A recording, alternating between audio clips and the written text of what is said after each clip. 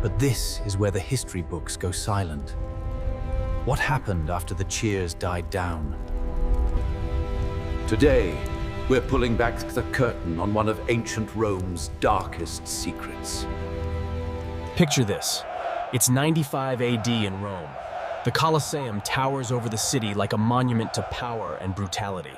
I'll put down 20 on the favorite. 20? The odds are hardly worth my time. I'll double it then. I'll double it then. But beneath their feet, in the hypogeum, the underground network of tunnels and cells, a different world exists.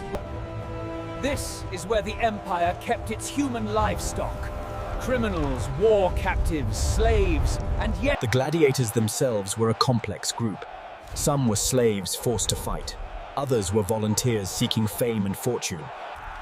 but all of them lived with death as their constant companion. When a gladiator won, he didn't just earn applause. Roman law didn't recognize women prisoners as fully human. Think about that for a moment. In the eyes of Roman justice, a woman convicted of a crime, especially a slave woman or a war captive, had fewer rights than a farm animal. The law explicitly stated that such South Asian women could be subjected to. The Romans called it damnatio ad bestias, or damnatio ad gladium, condemnation to the beasts or the sword. But these clinical terms hide something far more horrifying. Ancient historians like Seneca and Martial. Women prisoners, particularly those deemed attractive or young, faced a fate that combined public execution with systematic assault. After major gladiatorial victories, especially during the Grand Games that could last for days or even weeks, the gladiators, pumped with adrenaline and treated like celebrities, were often rewarded with access to condemned prisoners. This wasn't rape in the shadows. This was institutionalized, state-sanctioned violence, carried out with the blessing of Roman law. One account's a reenactment of the Mississippi, where a condemned woman. Among those prisoners were women from conquered territories: Britannia, Germania, Judea.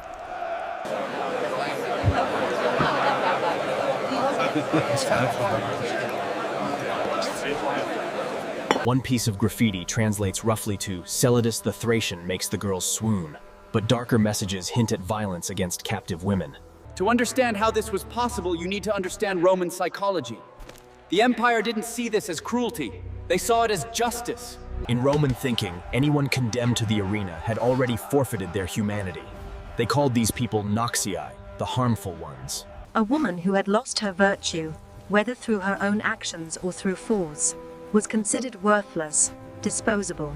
The Romans had a concept called infamia, a legal status that marked certain people as disgraced. Actresses, Once marked with infamia, a woman had virtually no legal recourse against assault or abuse.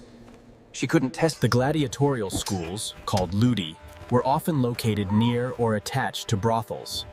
This wasn't coincidental. The line between gladiator and enforcer, between arena fighter and brutal guard, was razor thin.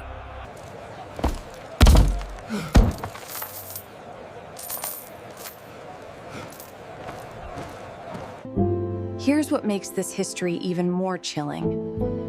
Most of these women's names are lost to time. Roman record-keeping was meticulous about property, about grainments, about tax collection. When historians Tacitus or Suetonius wrote about the games, they focused on the spectacle, the cost. There are rare exceptions. A few tombstones, a few epitaphs that hint at the stories. One memorial stone found near Rome reads, Flavia Urbana, aged 22, captive for...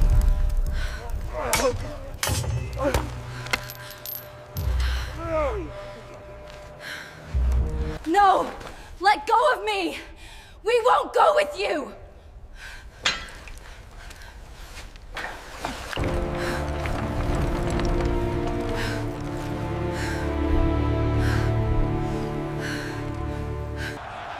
He noted this not to condemn the games, but to marvel at barbarian stubbornness. Even in death, she was... But there's something uniquely systematic about Roman violence. Other cultures had executions. Other cultures had slavery. The Colosseum could hold 50,000 spectators. That's the size of a modern sports stadium. Imagine filling Madison Square Garden multiple times over. During the Meridiani, the midday executions between the morning animal hunts and the afternoon gladiator fights.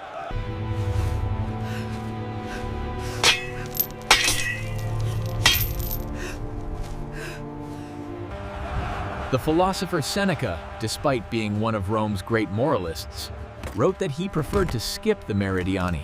Notice what bothered him. Not the death, not the violation, just that it wasn't sporting enough. This tells you everything about Roman moral priorities. We need to talk about the gladiators themselves in this context. Modern pop culture has romanticized them as noble warriors. Yes, some gladiators were slaves forced to fight. Yes, some were prisoners of war. But many were volunteers. The famous gladiator barracks owe something fascinating and horrifying. A middle-aged Latina woman was there voluntarily, having an affair with a fighter. But archaeologists found...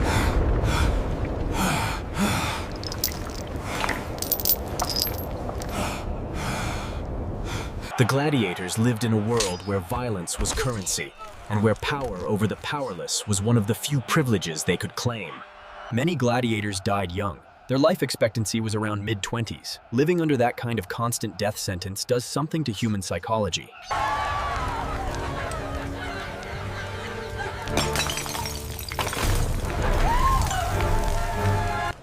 The women prisoners represented one of the few outlets where gladiators could feel dominant rather than dominated.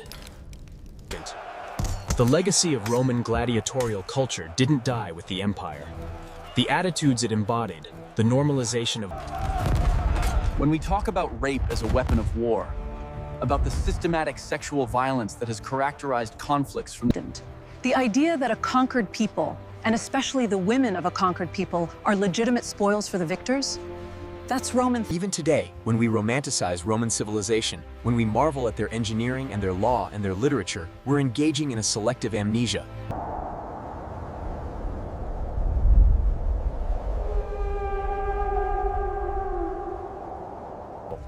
The Romans didn't think they were evil. They thought they were civilized. They thought they were bringing order to chaos. So let's come back to our original question. What did gladiators do to women prisoners after winning? The next time you see a movie glorifying Rome,